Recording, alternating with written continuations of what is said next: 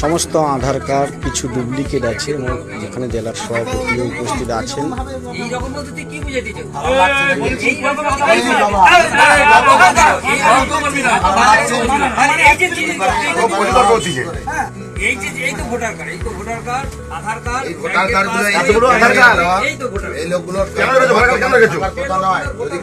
চলে যায় কেউ নিয়ে যায়নি তোমার থানা কত দূরে পুলিশকে ইনফর্ম এক বছর আছে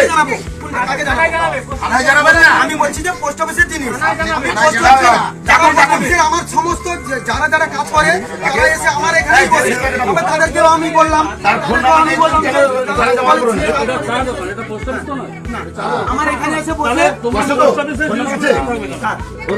অসংখ্য আধার কার্ড দেখতে পাচ্ছেন।